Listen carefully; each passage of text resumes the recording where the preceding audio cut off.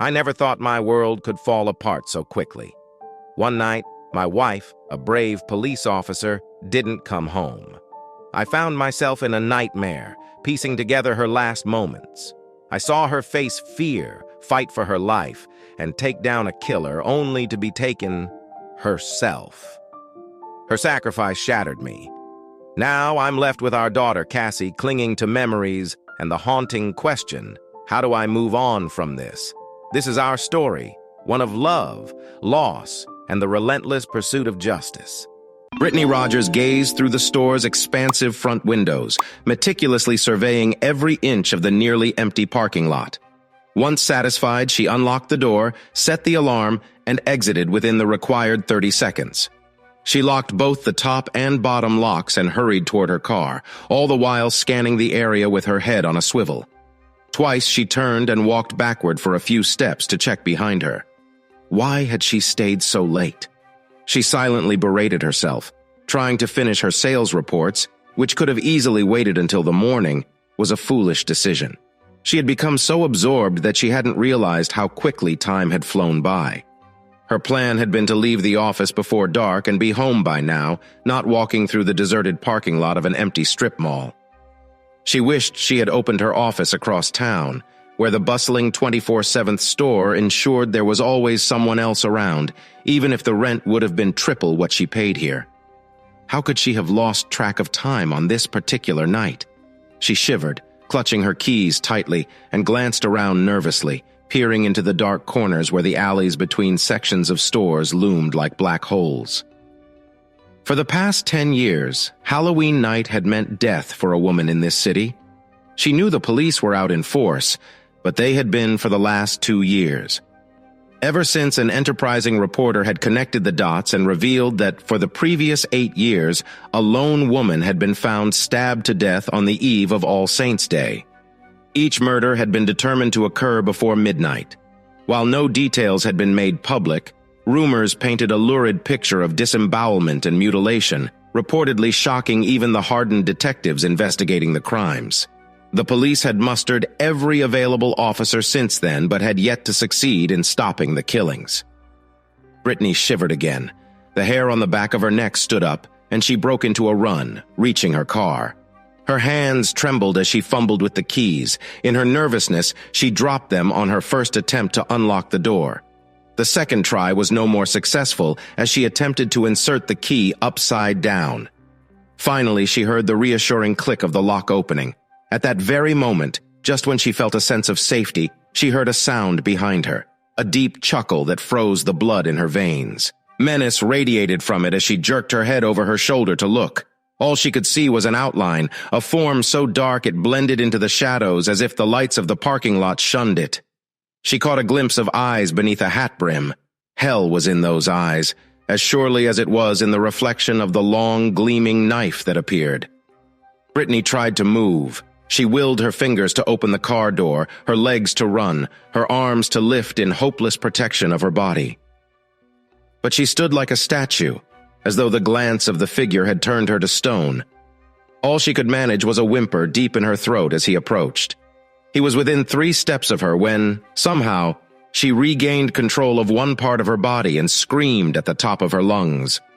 Officer Christina Windsor stifled a yawn and glanced at the time. It was nearly 11:30. She had been on duty for over 10 hours with only a quick stop for a sandwich and a soft drink. Her shift had ended 2 hours ago, but like most of her fellow officers, she had stayed on duty. So far, the Halloween killer had not struck. Maybe the department's saturation effort would pay off tonight. More officers were on foot patrol in the city's heavily populated areas, rather than in their cars. They were assisted by police reserve officers and auxiliary cops, all volunteers. The reserves were certified and trained, while the auxiliaries had only undergone a short departmental training course. Christina had heard that if this show of force wasn't enough to prevent a murder tonight, there was already talk of the governor calling out the National Guard next year. Jack would love that at home, less than a year back from a tour in Iraq. He'd had enough of alleyways, foot patrols, and danger. As a first lieutenant in his guard unit, Jack probably wouldn't be walking the roads or manning a barricade if it came to that next year. The attractive blonde officer scolded herself. She had been mechanically scanning the back of the business center, pointing the remote-controlled spotlight on each service door, each barred window, and each gap between the buildings. She had been on the job long enough to notice immediately if something was wrong, but she needed to focus fully on what she was doing. What if she drove into a restaurant's grease collector, as Danny Kubik had a few months ago while half-turned, watching a pretty girl? He was never going to live that down. She eased the steering wheel over to swing around the corner, checking the darkened drive-through window of the pharmacy, which marked the last business on this end of the strip. Now she would check the front doors. She considered getting out of the car and walking the front, rattling the doors as she did. She had just decided against it, thinking there was no point in exposing herself foolishly, when movement in the parking lot caught her attention. Frowning, she started to turn the spotlight on the lone car. When she heard the scream, her reaction was automatic. She slammed her right foot down on the accelerator, flicked on the high beams, and then activated the blue lights. Her other foot pressed the floor-mounted radio button as she reported the situation. She saw a figure turn and begin to run toward a gap between the buildings. The lights of her cruiser illuminated the knife clutched in one hand. She turned in the direction of the fleeing outline, chasing it until it disappeared into the dimly lit alley, then stomped on the brakes, sliding sideways to block the entrance. She leapt from the car and shouted into her shoulder mic that she was in pursuit of an armed suspect, possibly the Halloween killer, drawing her service weapon as she did. She started after the subject, calling out for him to stop. Between one step and the next, the world seemed to slow to a crawl. Dimly, she could hear dispatch acknowledging her. She could hear the woman still screaming by the car, the sound of distant sirens and roaring engines as her fellow officers rushed to her aid. Her mind flashed back to the previous night, snuggling on the couch with Jack and their 3-year-old daughter, Cassie, tucked between them. Jack had finished grading his 10th grade history students' tests, and it had been just cool enough to light a fire. The warmth from the flames, her husband's embrace, and her daughter's sleepy head on her lap had taken Chris to a safe place. That place was so safe that as she forced her mind back to reality, she felt fear for the first time and a desire to leap back into her patrol car and wait for backup. She couldn't. The fleeing suspect was still in sight. She had read last year's reports. They thought they had him trapped but had never been able to find him. Worse, he had slipped through the cordon with enough time to hunt down and murder his annual victim before midnight. All those thoughts flashed through her mind in less time than it took for the suspect to complete a step. Chris took off down the alleyway, her eyes fixed on the fleeing figure. He disappeared around a corner, ignoring her commands to halt. Sprinting ahead, she reached out and hooked a concrete pole, protecting the corner from wayward drivers, using her momentum to spin herself around. The blow was so hard that she didn't feel pain at first. It felt like a punch to her stomach. Only when she looked down and saw the knife hilt protruding from her body just under the bottom of her Kevlar vest did the agony hit home. She wanted to scream but couldn't find the breath. It hurt. Oh God, it hurt. A mocking laugh reached her ears. An unshaven face full of deadly glee thrust itself forward, so close she could smell his bad breath. "Oh, this time I topped it all," he sneered, equally mocking a beat cop. Suddenly, his face twisted in surprise and agony. Chris could barely feel her finger pulling the trigger, but the muffled roar between them assured her that her .40 cal had fired. She fired again, and then once more. He tumbled backward, falling to the ground and pulling the knife free from her as he did. For a moment she swayed on her feet, her pistol falling from her nerveless fingers. She covered the cold pain in her lower belly with both hands, her knees giving way and then collapsed sideways. A detached part of her mind noted the slight pain from the scrape of the concrete on her cheek. Her hands were wet and sticky, and she knew why. Her mind grasped what was happening, and she started to pray. "Hail Mary, full of grace!" Headlights and flashing blue lights filled her world. Car doors slammed and feet pounded on the cement, nearing her. "The Lord is with thee!" Gentle hands rolled her over. From the sounds of the cries, she knew she looked as bad as she felt. "Blessed art thou among women, and blessed is the fruit." She managed to pick out her sergeant's face among those clustering over her. His hands were on her wound, his body shaking with the effort to stop the bleeding. "Of thy womb, Jesus." People were screaming for an ambulance, for bandages, for a dust-off helicopter.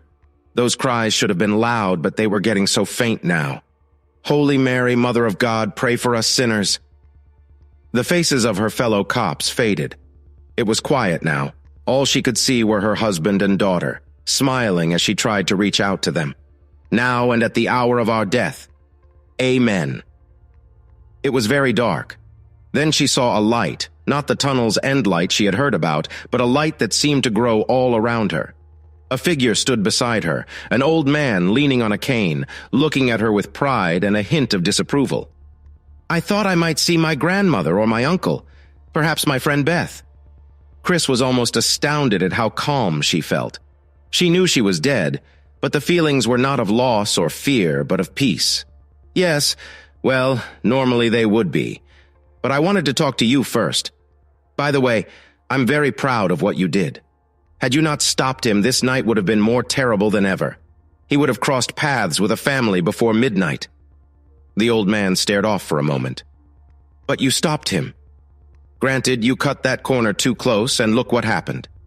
But you are brave and determined. And that's why I wanted to talk to you before you move on. The old man took Chris's arm and gently turned her. I want you to see this. He waved his free hand, and it seemed like an opening appeared into another place. Chris gasped when she saw the killer standing with his hands on his hips, facing another figure, a figure so dark that it seemed to repel light. I fulfilled my yearly bargain, the man insisted, defiant but also trying not to cringe too openly before the dark shape. So you did, replied the black shape. The words were clear and distinct, without any accent or forced menace.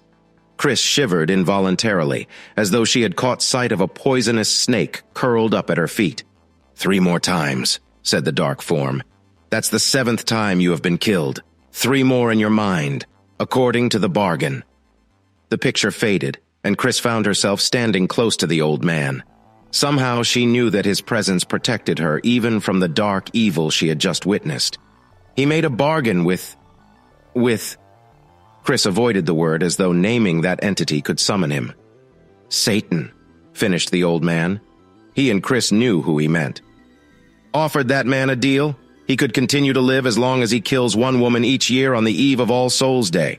However, should he himself be killed 10 times, the bargain is over, and he's forfeit. Tonight was the 7th time he has been killed. Why don't you stop him? Burst out Chris. I can't believe you let things happen like that. First off, Christina, I'm not God, but one of his servants. Secondly, God allows things like that because he will not interfere with his greatest gift, free will. Mankind perpetuates the evil. Mankind must stop it. Chris looked at the old man. Servant or not, she could feel the power radiating from him. What do you want me to do? She asked. A smile crinkled his face. Good girl. Somehow the comment, which once might have angered her as condescending, was anything but that. Instead, it was a high compliment. I want you to stop him 3 more times. Chris took a deep breath that she didn't need. Okay, she said simply. The man waved his hand again, and another man appeared, young and at the same time old. His pale face was unlined and serene. He was dressed all in black. He nodded respectfully to the old man and then smiled at her. This is Seth, introduced the old man. He is one of my associates and will look after you. Whenever you have a question that you really need help answering, call for him. The old man raised both hands. Light shone around them, seeming to come from him as though it could no longer be restrained by his facade. Then Chris was lying in bed, curled up on her side and blinking the sleep from her eyes. She threw back the covers and swung her legs to the floor, groaning slightly. She stumbled to the bathroom, scratching an itch on her side as she did. Good Lord, her mouth tasted awful. She spread her feet before the toilet and braced one arm against the wall, even as she began to wonder just what the hell she was doing and why her other hand had dropped down in front of her. She caught a glimpse of herself in the mirror mounted over the sink. Holy shit. What is it? Came a muffled female voice from the bedroom. Stubbed my toe, Angela. Somehow the name came from her lips automatically. Well, with what you had to drink last night, I can't say I'm surprised, came a tart reply. Chris examined the image in the mirror, flush-faced and fleshy, with sagging cheeks and a thick neck. She needed a shave and a haircut, she noted. Jack would never allow himself to get this disheveled.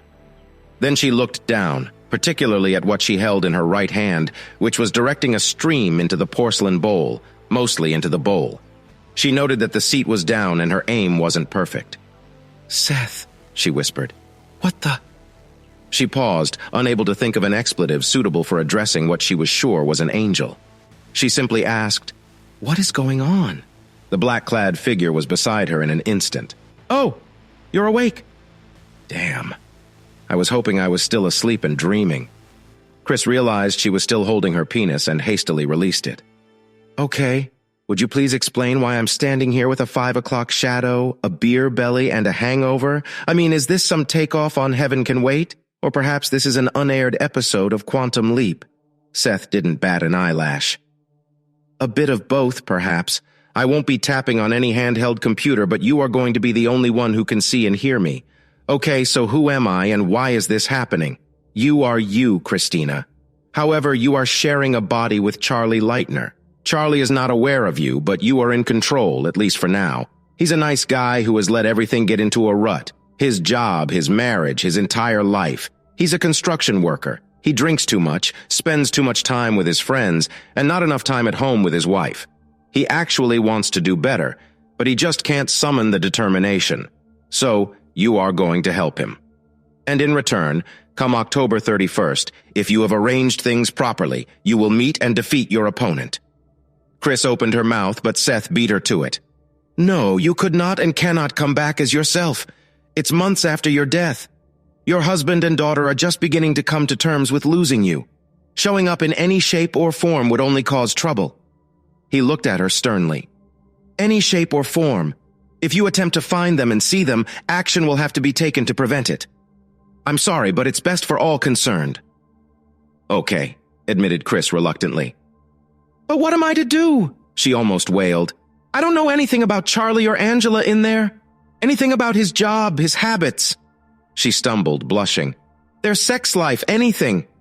"Charlie is not gone. Just give him free rein, and the daily life will take care of itself. However, you need to give him some direction and get him in shape to handle the confrontation that will take place in 6 months. Don't just take over, although when need be, you can be in control. Work with him." Then Seth was gone. Following his directions, Chris somehow relaxed and let Charlie follow his morning routine.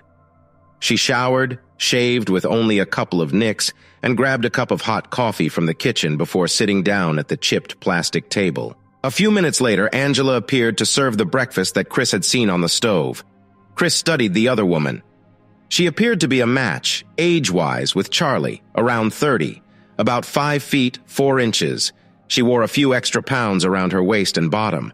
She had light brown hair done up in curlers at the moment and was wearing a bathrobe. The legs peeking out were shapely but in need of tightening up a bit. But then Chris studied the body she was in and couldn't suppress the excitement. "Serves you right," came the tart reply. "I wish just once you would come home at a decent hour, not reeking of smoke and beer." The litany went on. Chris listened to it with half an ear, which was more attention than Charlie gave to it, she noted. Still, it sounded pretty justified to her. "I'm sorry," she finally said when Angela wound down. She hastily finished eating, went and brushed her teeth, and left.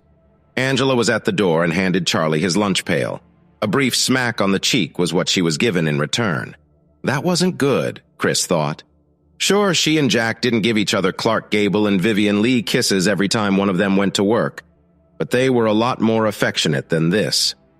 Chris sat back, allowing Charlie to drive his pickup to the work site. She'd definitely let him take the lead in the carpentry work. That was his profession. She just watched and listened as he sparred with and worked alongside his fellow construction workers. The only time she wanted to butt in was during lunch. True to form, the guys sat down together and proceeded to eat and whistle at every passing woman. Chris had gotten some of that when she first started on the force, the comments, the outright offers. However, by firmly standing her ground, she had stopped them and earned the respect of her fellow cops. But she wasn't here to make fellow workers politically correct. The 5 o'clock whistle blew, and everyone scrambled for their vehicles. One of Charlie's buddies, Joe, yelled to Charlie that they were going to Flanagan's, assuming his acceptance. Shocked looks appeared when Chris firmly announced, Sorry guys, I got something I have to do this afternoon. That thing was to stop by a gym and purchase a membership. Chris considered where to start. Due to his job, Charlie had good upper body strength but lacked endurance and agility. His stamina was non-existent, and the fat around his middle didn't help. She shuddered to think about his cholesterol levels, worried that he might have a heart attack from exertion when confronting the killer. They certainly weren't going to indulge in taekwondo, her favorite workout. By the time she had changed clothes, carefully ignoring the fact she was surrounded by half-naked men, she had decided to start with the treadmill. God, it was even worse than she thought. 5 minutes in, and Charlie was gasping for breath. They weren't even running. She pushed him, keeping his pulse elevated to the right level, and gave him a good, if limited, workout. She returned to the locker room and decided to take a shower there before going home. That wasn't the greatest idea she had ever had, Chris decided 5 minutes later. After all, she had never been in a men's shower room before, and being surrounded by nude male bodies, some of which were quite attractive, was more than she had counted on. She closed her eyes, concentrated, washed up as quickly as possible, and fled as soon as she could. Angela was quite surprised to have Charlie home at a reasonable hour, even though he fell asleep watching TV. Dinner was good, with Angela making an only slightly barbed comment about how nice it was to eat it hot for a change. Chris just smiled in return and agreed. The next morning was almost as bad as the first. This time, instead of a hangover, the pain was caused by the previous day's workout. A couple of hastily swallowed aspirins helped, along with the coffee and a chance to actually relax a bit and talk with Angela over breakfast. As Charlie drove to work, Chris thought over what she had observed so far. Getting Charlie in shape was going to be work, but it was something that could be accomplished.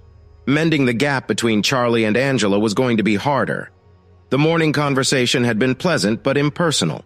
There didn't seem to be any real connection between the two people. It was as though they were simply sharing the same house and the same bed. Well, nothing good ever came easy. Charlie staggered away from the health club that afternoon, mentally protesting at the sudden drive to get him in shape and wondering where the impetus was coming from. Still, it did feel better to wake up without the usual headache.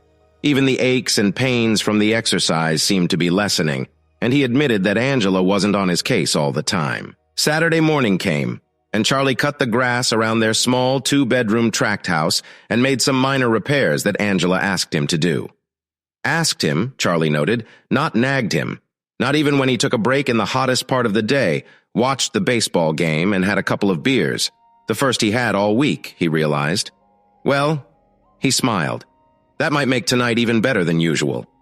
Chris had been content to simply sit back and watch. She had made Charlie drink water when he got hot while mowing the grass, but that had been about it. She had wondered what the building excitement was all about, but had not delved into Charlie's thoughts. It wasn't until bedtime that Chris realized what had Charlie excited was that Saturday night was his and Angela's do-it night. Oh, crap. Okay, calm down, Christina, she thought. Maybe this isn't so bad. Think of it as a learning experience, something to reflect on. Experience the other side. Find out what you could have done for Jack to increase his pleasure. Resolutions were all very good, but Chris nearly screamed for Seth to get her out of this body when she felt Charlie's excitement. Once Charlie and Angela were done with lovemaking, Charlie fell asleep. No wonder, she admitted to herself. That wasn't much.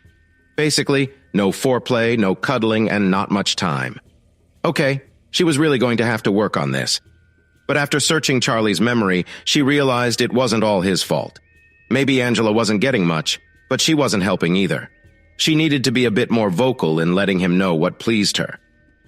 She sensed Charlie wanted to satisfy his wife, but didn't know how. Sunday morning came, and after breakfast, Angela got ready for church.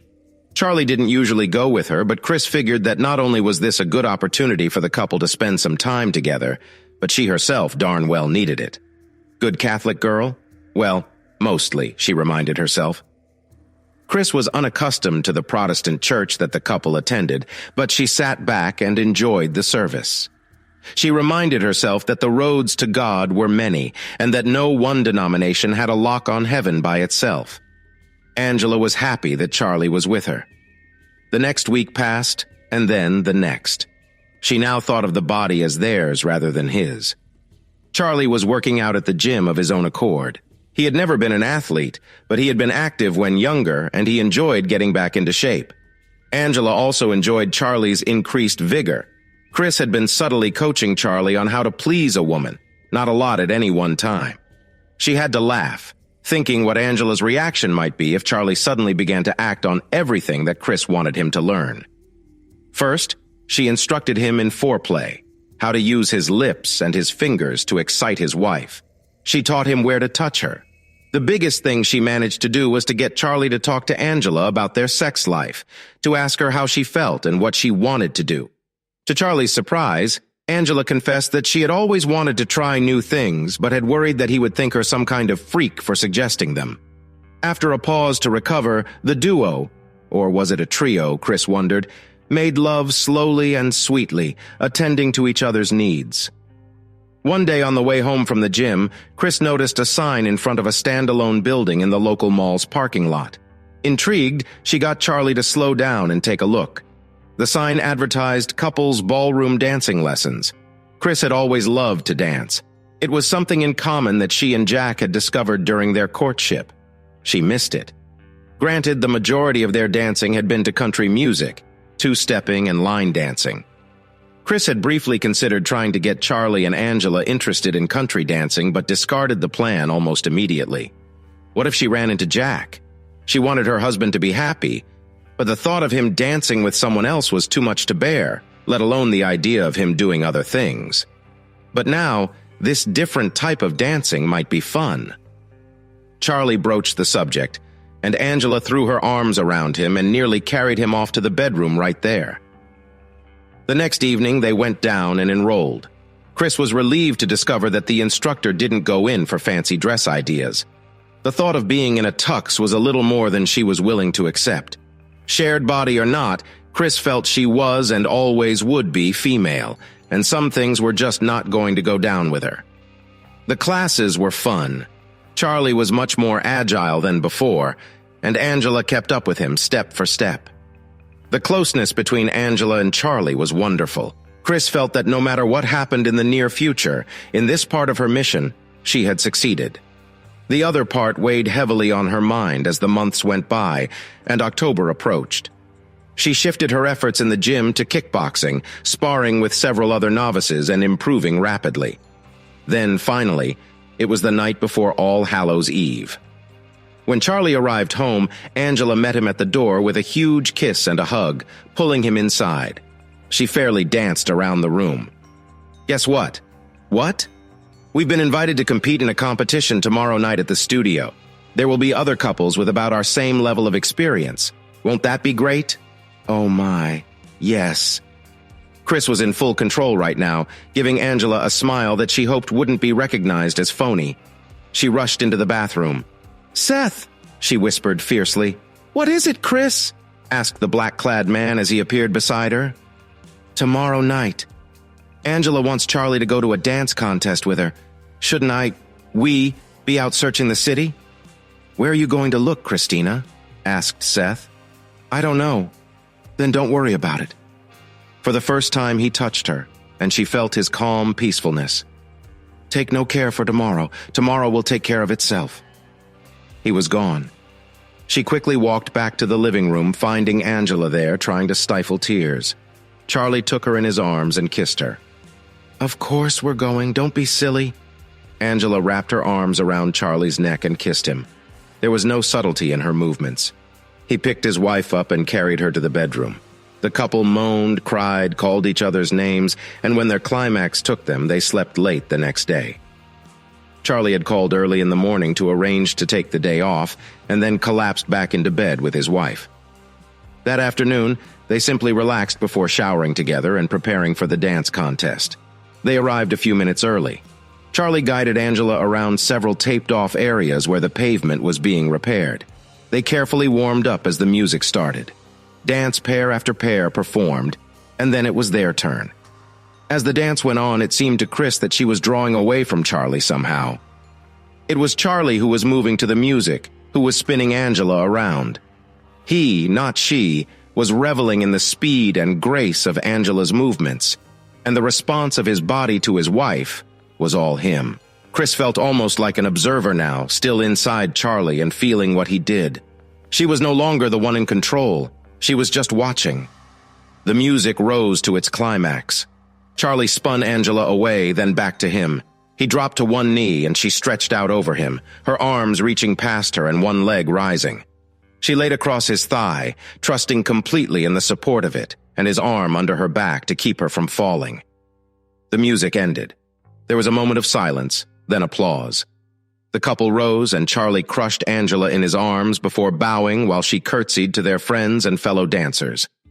When they left over an hour later, they walked out of the dance studio with Angela clinging to Charlie's arm, beaming up at him. For his part, he couldn't seem to keep his hands off her. All he wanted to do was touch her and hold her. When they reached their car, he swept her up into a long kiss. The kiss was broken by a scream. The couple looked around and saw a young woman running across the parking lot, a dark figure in pursuit. Automatically, Charlie shoved Angela through the car door he had just unlocked, tossed in the keys, and slammed the door. "Stay in the car and call 911, he shouted as he took off across the parking lot. Neither the fleeing woman nor the man chasing her noticed him until he slammed into the pursuer with his shoulder, sending both men tumbling to the ground. He bounced back to his feet and then froze for a moment as the other man produced a long knife. "Get out of my way!" the dark figure screamed. Chris tried frantically to take control. "Don't freeze up," she tried to cry mentally to Charlie. It was no use. Chris no longer had any semblance of power over Charlie's body. It was all up to him. Charlie came unstuck. "Screw you!" he shouted defiantly. "Pick on someone your own size, you scum sucker!" The man made a swipe at Charlie, who dodged the blow handily. The two men circled each other. The man with the knife cast frantic glances past Charlie, who never took his attention away from the knife wielder. He assumed the woman had fled towards the dance studio and tried to keep himself between the madman and her, and also between him and Angela. The man made several more feints and passes at Charlie, moving the knife in circles. He thrust, and when Charlie jumped back, he found himself teetering on the edge of one of the holes dug in the concrete. The knife wielder grinned and lunged. "No!" came a scream. The man paused and looked away as Angela continued. "Charlie, catch!" He turned just in time to catch a flying piece of rebar as his wife threw it to him. She shrank back and the killer turned his attention back to her. "You should have stayed out of this," he snarled. "I would have simply done the other one, but now you'll do instead." Charlie caught his balance. "The hell you will," he said, moving forward towards his wife, swinging the metal construction rod. The killer tried for Angela, but Charlie was between them. He used the rebar like a sword, driving the man back. There was a distant boom of a church bell. The clock was striking midnight. The killer threw caution to the wind, desperately trying to get past Charlie, catching sight of Angela out of the corner of his eye. Charlie was roused to fury. The man took his eyes away for one moment to look at Angela, and Charlie swung the bar with every ounce of strength. Without a sound, the man fell to the ground, his skull crushed. Chris felt lightheaded even as the rebar fell from Charlie's hand, and he rushed to take Angela in his arms. Then she was no longer in Charlie, instead standing there with Seth beside her. She looked at the angel. "Well done, Christina," he complimented. "But I didn't do anything," she objected. "It was all Charlie." "Yes, but had you not guided him on the path you did, he would not have even been here, much less have been able to take the actions he did." The two watched as police cars, an ambulance, and even a TV van arrived. Chris watched the blonde female she remembered as one of the hosts of the early show begin to interview Charlie. "Well, some things change." She scanned the responding police officers looking for someone she knew. "Now, Chris, come on. None of that," reproved Seth. Chris blushed. Or would have, had she been capable of it.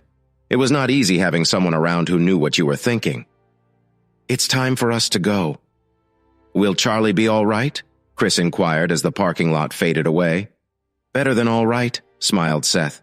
"He and Angela risked their lives for each other and for a stranger. They will spend their lives together, and their children will be an important part in the scheme of things to come." He studied Chris. "Are you ready for your next step?" Chris considered the question for a moment. There really was no decision to make. As interesting and instructive as it had been to share a male body, she had quite enough of that. She wanted to ask Seth if she could be female again this time, but was afraid of the answer, so she simply nodded and said yes. She came back to awareness much easier this time. Of course, the fact that she was in the shower with cool water cascading down her body might have been the difference. Hastily, she looked down and thanked God she was female again and in good shape. She admired the long legs she was presently washing and the washboard stomach. No children for this woman, whoever she was. Chris luxuriated in the shower for a bit longer. Abigail. That was her name. She shut the water off and climbed out of the tub, wrapping herself in a towel as she did. She would have to hurry. It was nearly time to go to work. She began to dry off when a bit of cool air brushed over her body. The door was open, and she sensed someone else was entering. Chris felt Abigail's smile and knew the newcomer must be someone familiar and important, judging by the shiver of excitement that ran through her body. Then Abigail was spun around and pressed against the bathroom wall. A long, deep kiss ensued before the other person released Abigail and stepped back with a laugh. "That's so you won't forget about me at work," smiled the lovely Oriental girl standing before her. "As if I could," replied Abigail, who reached out and touched her lover's face with her fingers. "Got to go, sweetheart. Have a good day." "Love you, Kimberly," said Abigail to the disappearing form, whose head suddenly popped back around the bathroom door. "Love you too." There was the heavy clunk of an outside door being closed. Chris stood still in complete shock. "Seth! Now there's no need to yell, Christina. I'm always right here beside you." The angel appeared in front of her. "What in the world is it?" "Absolutely not," snapped Chris. "Being a guy was one thing. He was married, though, in a normal relationship. But I don't swing that way, and I don't think it's right." "You don't?" Seth raised an eyebrow. "No," said Chris in the face of his obvious disapproval. She didn't sound as sure of herself. "It says so in the Bible." "Perhaps. I am not going to argue dogma with you, Christina. I simply want you to think when the end of time comes and the sheep are separated from the goats, who will be judged and for what reasons. Love and compassion are more than just words. They are actions and choices. Your journey is not about judging others, but about understanding them." Chris hesitated, considering his words. "But what am I supposed to do now?" "Live her life, learn, and help where you can. That's all you need to do," Seth replied gently. "Remember, you are here to understand and guide, not to judge. Now go. Abigail has a life to live, and you have much to learn." "What will Jesus ask? It's all laid out for you. Will he inquire about your sexual preferences? Or will he ask what you did for him when you did something for the least of others?" Chris closed her eyes. The judgment of the nations. She winced. She had always prided herself on her freedom from prejudice, like always. Pride came, and then a fall. She opened them and squared her shoulders. "What do I need to do?" Seth laughed gently. "Christina, you are not being delivered to purgatory. I think you may find joy here, even as you did with Charlie." His smile faded. "Abigail is a sheltered spirit who has lost her faith. All faith in God, her family, and most of all in herself. When she came out, her parents rejected her. She fled from her hometown to the city. Since then, she has simply gone with the rising and ebbing of the tide. She has been unable to make a stand on anything, take action on anything. She is adrift. Even her relationship with Kimberly, her source of happiness, is in danger because she won't fight for it. And the challenges are looming on the horizon. She will be tested not once but twice, and woe if she should fail." Then Seth was gone. Christina relaxed and let Abigail take the lead in getting dressed and going to work at the insurance company, where she worked as a claims representative. She let the other woman work, watching her. Chris soon realized why Abigail had chosen this line of work. She never had to back up any decisions she approved or disproved. If her rejection of a claim was challenged, she simply passed it to a supervisor. She worked hard, she was conscientious, and she never did anything to rock the boat. "Okay, I can live with that," decided Chris. But what else went on? She dipped into Abigail's memory. She passed quickly through the past year, including her meeting with Kimberly, the details of which just about made Chris and Abigail both blush. She looked farther back. She wanted to see the details of the fight with her parents that had led Abigail here. Chris found those memories, but they were all a blur. There was shouting, Abigail's father's stern face and her mother's weeping one over all. There seemed to be a thundering voice that overrode anything the young woman had tried to say at the time. There was a door slamming and tears blinding Abigail as she recalled bundling her possessions into the car and roaring out of the driveway. But what was that younger face she could see also streaked with tears? Well, that would come when it needed to. In the meantime, Chris needed to settle in with this new situation. In some ways, it was surprisingly easy. Kimberly and Abigail both went to their jobs and came home. They shopped for food and clothing and cleaned up the house. It was just like any other relationship. They went out to eat and to crystallite, went to the gym to work out on a regular basis. In fact, both women trained in martial arts, although not the same school Chris was familiar with, but she adapted. Of course, there was the strange feeling of waking up, snuggled to another woman, kissing her goodnight, and all the touches and affectionate gestures that went along with being a couple. It was much closer to how Chris and Jack had behaved than how she had first found Charlie and Angela. Acting, love, was love. Curiously, Kimberly was gone so much right then with her job, and with both of them tired when she was home, Chris was very relieved. But she knew the challenges ahead would require her full attention and effort. She had to help Abigail find her strength and faith again. She admitted to herself, though, that she looked forward to having Kimberly home. It felt wonderful to Abigail, and safe for them both to go to sleep in the other woman's arms and wake up there. She felt a gentle yet fierce air of protection from Kimberly, and that was good. Abigail needed that. Then a Friday came, and Kimberly was home for the whole weekend. They puttered around the house on Saturday. Chris was delighted to find that Abigail was going to make one of her girlfriend's favorite dishes, which happened to be one of Jack's favorites too. Ding-dong went the doorbell. "Ignore it," whispered Kimberly. "Gladly," was the reply as Abigail wrapped her arms around Kimberly's neck. The bell was not to be denied. It rang and rang until Kimberly heaved a sigh. "Stay right there," she instructed and went to the door. There was the sound of the door opening, and Abigail could hear voices before Kimberly raised her voice. "Abigail, would you come here, please? Now?" Abigail hurried to the front hall. She stopped and covered her mouth. There was the pale face that Chris had seen in her host's memories. With that sighting, the memories opened, and Abigail cried out, "Naomi!" The pale young girl in the doorway swayed on her feet, her eyes fixed on Abigail. Then she started to crumple. Kimberly caught her, and Abigail was beside her in an instant. "Let's get her to bed," said Abigail. Kimberly nodded, and the two women carried the teenager to the spare bedroom and covered her with a comforter.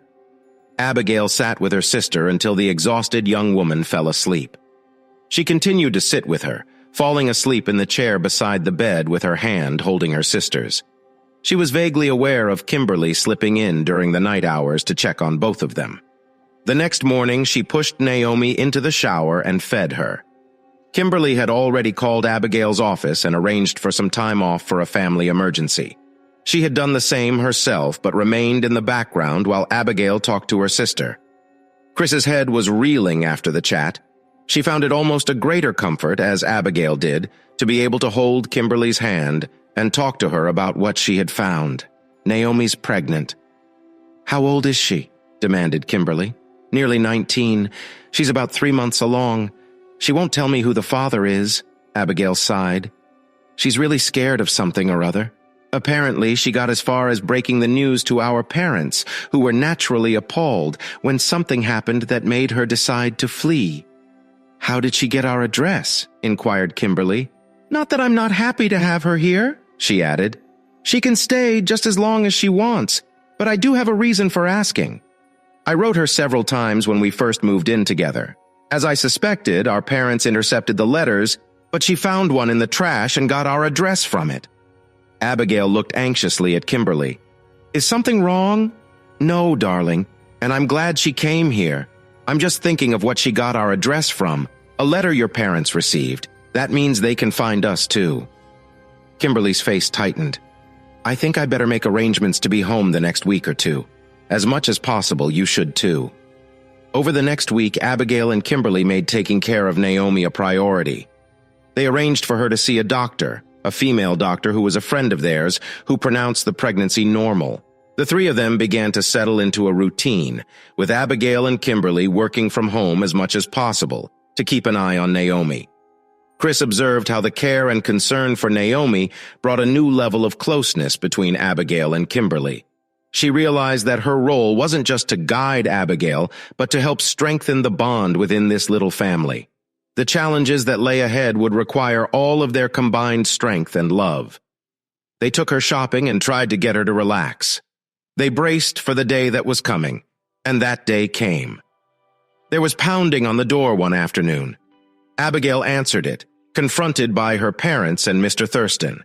If he had a first name, she never knew it, and didn't want to know it. He was a lay preacher and their next-door neighbor. Chris dipped into the welter of Abigail's emotions and memories and was surprised at the anger and even hate she felt for the man. There was fear, too. What was causing all this? "Where is she?"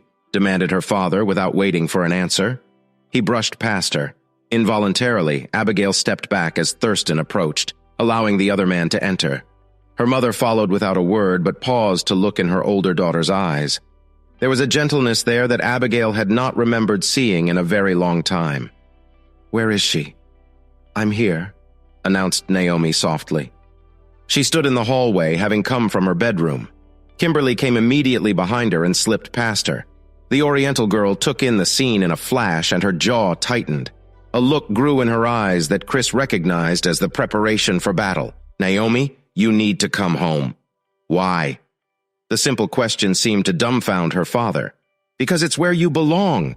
It's where we can take care of you. You shouldn't be here." "Why not? Are you afraid I will be exposed to unwholesome influences, as I think you put it when you kicked my sister out of the house, as opposed to the mutters that I heard about being a Scarlet woman? Here, I'm safe. I'm not there." Thurston spoke up. Chris watched the memories of this man run through Abigail's mind and began to hate him as much as she did. Chris saw him standing up in front of the church, his voice booming, his face red, and his hand pounding on the podium.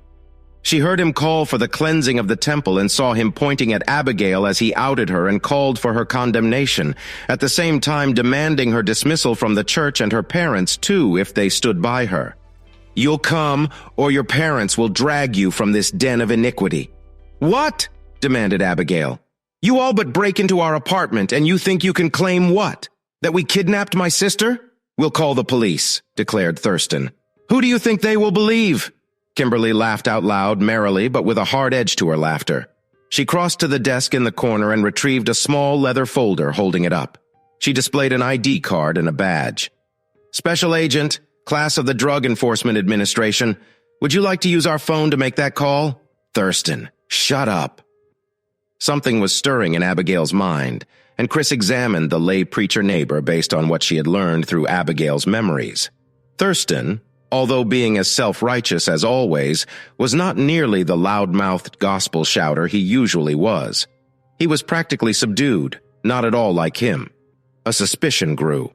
Abigail was unsure of why he was being so much quieter than usual, but that was overlaid by her fear of him. Chris wasn't afraid of him at all, and her police-trained instincts were screaming at her.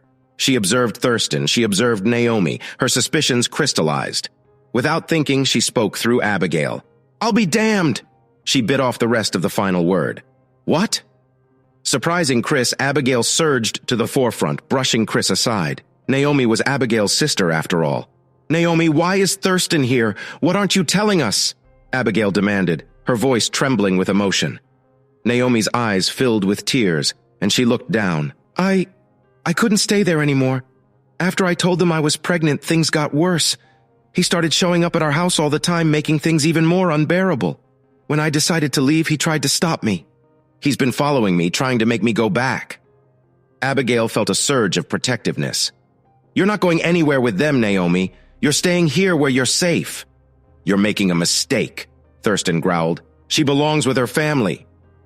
"No," Kimberly interjected, stepping forward. "She belongs with people who care about her and her well-being. And if you try to force her to leave, you'll have to deal with me and the law." Thurston's eyes narrowed, but he said nothing. Abigail's father looked conflicted, his anger waning as he took in the scene. "Please, Dad," Abigail pleaded. "Let Naomi stay. Let her have a chance to be happy and safe." Her father hesitated, then finally nodded. "Fine. But know this, Abigail. You're responsible for her now." "Always have been," Abigail replied softly. As her parents and Thurston left, Abigail felt a weight lift off her shoulders. Naomi was safe, and they had a chance to rebuild their family in their own way. Kimberly wrapped an arm around Abigail, offering silent support. "We'll get through this," she whispered. "Together." Finally, something had triggered the other woman's determination, and Chris knew she was about to make a stand as she crossed to stand in front of her sister. "Naomi, I know you know." "Know what?" demanded their father. "I was talking to Naomi," Abigail called over her shoulder. She looked into her sister's eyes. "Honey, I know. Stop taking the blame for this. You're hurting yourself. You're even hurting Mother and Father. They deserve to know." She turned and looked at Thurston, who paled. "Oh, God. You do know," Naomi whispered. "Yes, tell them. Tell us what?" Anger had faded from their father's face, replaced by puzzlement and, yes, Chris noted, uneasiness of his own. He made no repeat of the statement he had made a year ago about Abigail never calling him father again. "Don't!" came a half-plea, half-command from Thurston. "Don't!" "What?" the girl's mother demanded. Suddenly she took a sharp breath. "Oh, God!" "What?" This time it was a plea from their father. "Tell him, Naomi. Mom's already figured it out." Naomi took a deep breath and pointed at him. "He's the father." Her finger, like the finger of doom, was directed right at Thurston. There was a long moment of shocked silence, and then the explosion. "You little bitch!" Raging, Thurston surged forward and tried to push past Abigail to get at Naomi. Abigail dug in her heels and stood firm, protecting her younger sister. "You keep away from her," Abigail said, spreading her arms. "Don't touch me, you pervert," Thurston spat. "If it wasn't for you, this wouldn't have happened." He turned his head to look at the stunned parents. "I was only trying to make sure that Naomi didn't end up like this."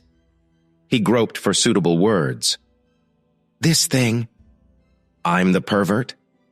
Abigail was as cool and collected as Chris had ever felt her.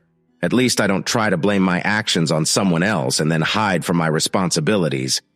Thurston jerked his gaze back to the woman blocking his way. "You stupid queer! How dare you lecture me?" Chris pulled another piece of the puzzle from Abigail's repressed memories. "How dare I? You didn't succeed when you tried to seduce me. So you tried to ruin my life, drive me from my family, and then you turn your attentions on my sister. You're scum!" Abigail never saw the hand coming. She certainly felt the open-handed slap that rocked her back on her heels for a moment, stunned. She touched her fingers to her cheek. Kimberly started forward, eyes blazing. "Why, you son of a bitch, I'll kick your ass!" Abigail held out a hand, her palm up. "No, Kimberly, wait. This is something I need to handle." Thurston had stepped back, his face ashen. He stared at his hand as though he could not believe what he had just done. Momentarily, he flinched as Abigail stepped forward. She stopped once more, within arm's reach of him. She looked into his eyes and lowered her hands, which she had instinctively formed into fists. She said nothing but turned her head, offering the other side of her face. "Oh, God!" came from her mother. Her father stepped forward, looking unbelievingly from his daughters to his best friend. "You?" He looked at Thurston. "You were the one who told us how wrong Abigail was, how she was wicked and defiant against God. You counseled us that forgiveness was out of the question. Some things could never be atoned for. And now this." He was visibly torn between wanting to spring at Thurston, who paled even more and backed up, and going to his daughters. He looked at Abigail and Naomi, and his eyes filled with tears. I am so sorry," he whispered, reaching out to them. "I didn't know. I trusted him." "Father," Abigail said softly, "now you do know, and we need to protect Naomi from him." Their mother stepped forward, taking Naomi's hand. "We'll take care of her. We won't let him hurt her anymore." Kimberly stood by Abigail, her hand on her shoulder, providing silent support. Thurston, seeing he was outnumbered and defeated, turned and fled from the house. Chris felt a sense of relief wash over her. Abigail had taken a stand, and her family was beginning to come together again. This was the start of their healing. He stepped between his daughters and fell to his knees, an arm going around each waist, pulling them to him. "Forgive me," he cried. The two girls pulled their father to his feet. Abigail touched his face. Tears ran down all their faces, including their mother's, as she joined them. "There is nothing to forgive, Father." Thurston found his voice. "Don't do this. You can't accept what she is. It's wrong." He stopped abruptly as Kimberly stalked up to him. Wrong? What's wrong is a man who takes advantage of a family and their trust to have sex with an 18-year-old girl. What's wrong is a man who won't own up to his responsibilities and actions. What's wrong is a man who uses God to reinforce his own prejudices.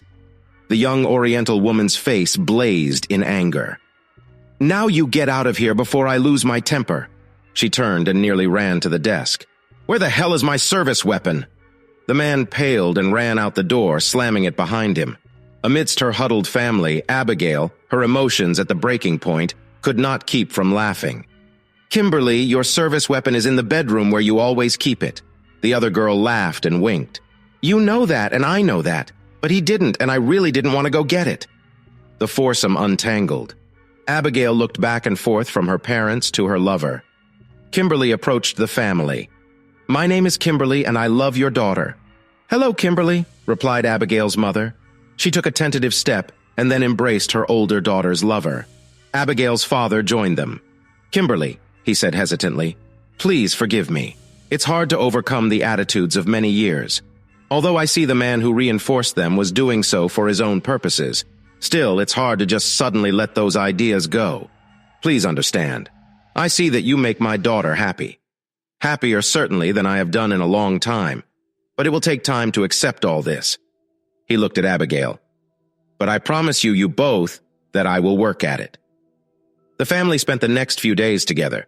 It would be a gross exaggeration to say that all was well when the parents returned home, taking Naomi with them, but a start had been made at repairing the damage to all of them. Abigail was happier than Chris had ever known her. That evening, the two women relaxed and opened a bottle of wine with supper. Behind her smiles, Abigail hid a growing excitement that had caught Chris up in it. The days that followed were happy. The two women went back to work but made time for each other. Abigail started going to church with the Episcopalian Kimberly. They visited Naomi and were welcomed with love by Abigail's mother and father. Abigail's mom confided how her dad had told off the congregation of her church for their previous actions and publicly regretted his own. Thurston was gone. A new full-time pastor had taken his place, and the women found him warm, wise, and full of understanding. Chris had lost track of the date. They were out dining one evening when Kimberly commented to their waiter about the sparse crowd. "It's Halloween," the young man replied. "No one's stirring if they can avoid it." "I had forgotten," admitted Kimberly. She paid the bill, and they got ready to go. "It's not far to our car, just right around the corner." And she slipped her hand inside her shoulder bag. "I think we'll be all right." The two women left and turned beside the building. Their heels clicked on the concrete, although both darted looks into the shadows. Neither saw the man until he was right in front of them. "Hello, girls," he sneered, flourishing his knife. "Oh, hello," Kimberly responded brightly. The killer blinked. This wasn't the reaction he expected. "Oh, by the way," Kimberly's hand came from her shoulder bag. Light shone dully on the finish of her service weapon. "I'm a federal officer and you are under arrest. Drop the knife and back up." Staring unbelievingly, the man did as he was told. Kimberly stepped forward to kick the knife away, and fate took her hand.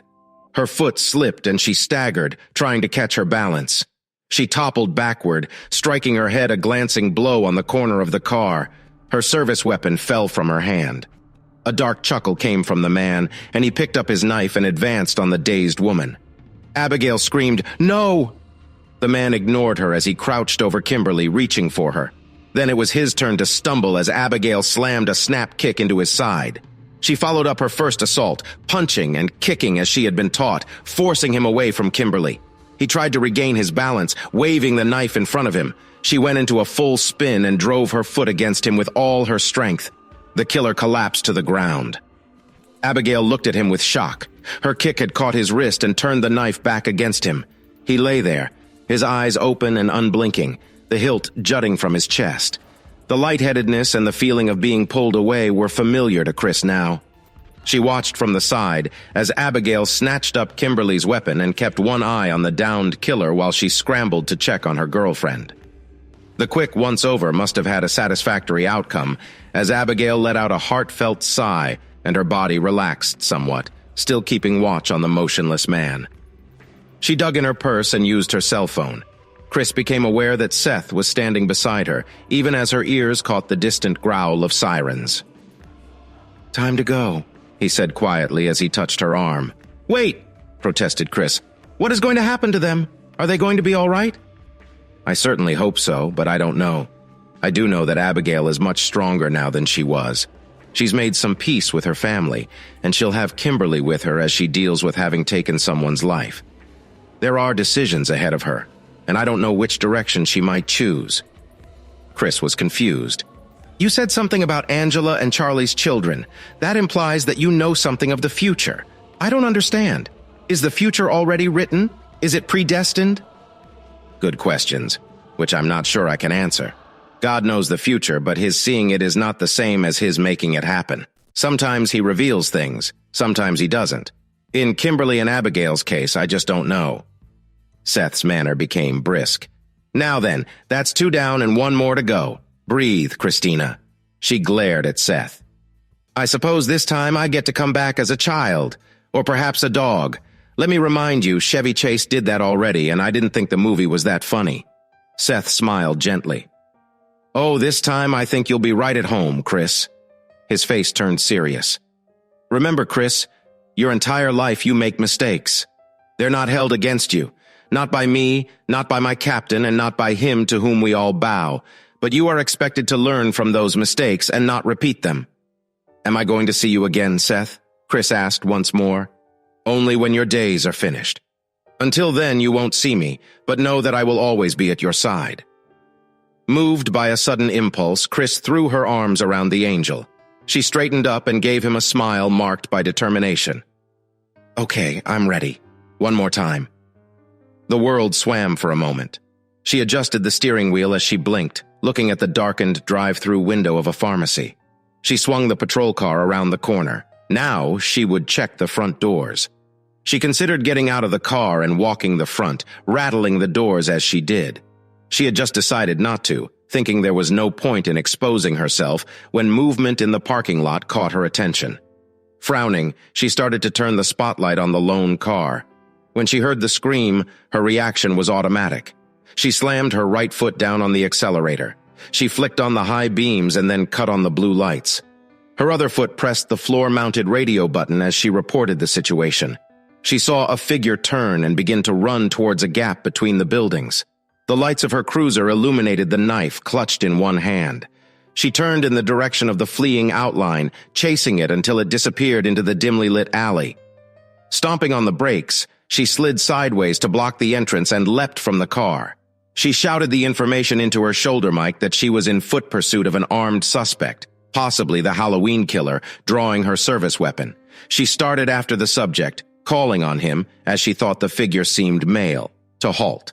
Between one step and another, the world seemed to slow to a crawl. Dimly, she could hear dispatch acknowledging her. She could hear the woman still screaming by the car. She could hear the sound of distant sirens and roaring engines as her fellow officers rushed to her assistance. Her mind flashed back to the previous night, to snuggling on the couch with Jack with their 3-year-old daughter, Cassie, tucked between them. Jack had finished grading the tests his 10th-grade history students had taken that day, and it had been just cool enough to make lighting a fire possible. The warmth surrounding her from the flames, from her husband pressed against her, from her daughter sleeping with her head pillowed against her, all took Chris away to a safe place. The place was so safe that as she forced her mind back to reality, for the first time she felt fear and a desire to leap back into her patrol car and wait for backup. She couldn't. The fleeing suspect was still in sight. She had read last year's reports. They thought they had him trapped, but had never been able to find him. Worse, however, he had slipped through the cordon. He had done so with enough time to hunt down and murder his annual victim before midnight. All those thoughts flashed through her mind in less time than it took for the suspect to take a complete step. Chris took off down the alleyway, her eyes fixed on the fleeing form. He disappeared around the corner, ignoring her demands for him to halt. Sprinting ahead, she reached out and hooked a concrete pole protecting the corner from wayward drivers, still running. She planted her left foot and pushed to her right, shoving against the post with her hand as she used her momentum. She sprang away from the corner even as she spun to face the backside of the shopping center. The blow caught her between the breasts and staggered her as the knife blade impacted on the shock plate of her protective vest. She staggered back but retained her footing as the wild-eyed figure before her tried to regain his balance. She lifted her service weapon into a two-handed grip, her training taking over. She barked, "Drop the knife now!" The man before her did no such thing.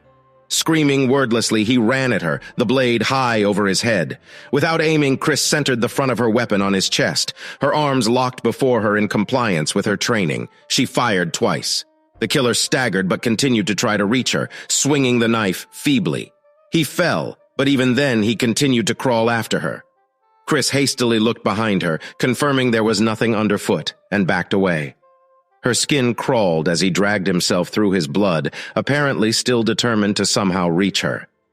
Then he gasped, choked, and collapsed lifelessly to the concrete. Chris found that once more she was drawn away from herself. Time stood still. She could see a squad car pulling around the far corner of the strip.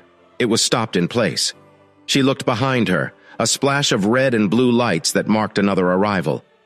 She couldn't see yet, was frozen in stillness against the trees behind the concrete. A form rose from the ground. Chris attempted to train the weapon her spirit self wasn't holding on him as she recognized the killer. But he couldn't see her.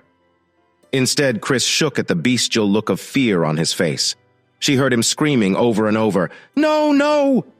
Before he threw his arms over his face, he was blotted out by an enormous shadow. Then he was gone, leaving behind only the stench of sulfur. Chris tore her eyes away to see the old man standing near her, his eyes fixed on the last position of the killer. She wanted to hide behind him in case whatever had just taken the damned killer came back. Instead, she forced herself to remain calm and looked at him. "He won't be back, Christina. Him or him. Neither of them. Oh. My ancient foe lurks close, always hoping and scheming for a soul to take for his own. But as long as your guard is up, Christina, you need not fear him." "It sounds strange," admitted Chris. "I know what that man was capable of, and I can only imagine all he did. But somehow, for some reason, I felt sorry for him, for his fear, and for what I can only guess he will suffer. But I guess that he made his choice long ago and had no choice. No, you see, that's wrong, Christina. There is no devil in Daniel Webster. At any time, he could have turned his life around. The mercy from above is infinite and can be appealed to any time before the end." Chris nodded in understanding. "It's not that he couldn't, it's that he wouldn't." "Exactly." The old man leaned on his cane with both hands and beamed at her. "Now then, young lady, you need to get back to your life. You have a lot to do and a family to get home to." Tears filled Chris's eyes. You mean I get to go home?" He leaned forward and kissed her on the forehead. "That's exactly what I mean. Your life is yours to live now, Christina. You have done much, seen much, and learned much.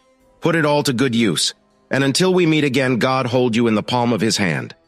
Chris blinked. Movement around her resumed. The car screeched up. Fellow officers boiled out of the alley, and her sergeant was asking her if she was all right. Hours later, the TV crews and the reporters had left. Internal affairs had finished. In a surprise move, the inspector heading the investigation shook her hand and assured her she had nothing to worry about. The shooting was completely justified, although she had thought so. She had been surprised at the ease of the questioning. As she headed for the locker room, she ran into her sergeant and said as much. He had snorted. "Chris, you're a hero. If you had gunned that scum sucker down at high noon in the middle of church from behind, no one would say anything." Taking in her appearance, the old veteran softened. "But you done good, Chris." He put his arm around her shoulders and hugged her. "Now go home, and Chris," he added as she turned to leave, "don't you ever tell anyone I just hugged you." She laughed out loud. "Your secret's safe with me?" Chris sat in front of her locker. She often took a shower before putting on her civilian clothing and going home, but tonight, all she wanted was to go home. Thoughts of Jack and Cassie chased everything else from her mind. With a burst of energy, she changed and almost ran to her car. She was going home. She pulled into the driveway and got out of her car. The front porch light was burning, and she could see light that looked like it was coming from the kitchen. She unlocked the door, closed it, and locked it, turning off the outside light. She followed the source of the light to the kitchen. Jack was sitting there with 2 cups of hot tea. Wordlessly, he handed her one. She took a sip, then set it on the table and threw herself into his arms, muffling her sobs against him. She cried herself out. "Hey, hey!" Jack stroked her hair. "It's okay." He tipped her face up and kissed her. I know. You've had one hell of a day, baby." "More than you could ever know," she thought. She looked up at her husband. "There was a time," she said, "when I thought I was never going to see you and Cassie again." Jack kissed her again. "Well, let's go see her." They tiptoed down the hall and peeked into their daughter's bedroom. Chris drank in the sight of Cassie sleeping peacefully. She strove to keep the tears from flowing again. Bending over, she kissed her daughter gently on the cheek and adjusted the blanket covering her small form. She wrapped her arm around her husband's waist and walked back to their bedroom with him. She took a quick shower, donned a short, thin nightgown, and headed towards the bed, brushing her hair. Jack was already there, stretched out on top of the sheet in a pair of cotton boxers. She climbed onto the bed and snuggled up beside him, smothering a yawn as she did. They lay together in comfortable silence for a few minutes. "Jack, what would you say if I told you I'm thinking about leaving the department?" Her husband took a few moments to answer. "First, I would be tempted to yell hallelujah, but then I would come to my senses. Darling, you are doing what you want to do, what you've dreamed of doing since we were teenagers. I've always supported you just as you supported me when I decided I wanted to be a teacher instead of a lawyer, and when I deployed to Iraq. Never a word from you that wasn't encouraging. Well, I was thinking of a change, but I would still be working in law enforcement. You remember Dan Willis?" "Sure. Big old bear of a guy who was your field training officer?" "Yes. I saw him last week, and he's now working as a special investigator for the district attorney. There are 2 slots open on that squad. It requires you to be a certified and sworn officer, but it's like being a detective. I'd be in plain clothes. And although, of course, there would be late hours sometimes, Dan assures me that most of the time he works 8 to 5. Jack hugged her.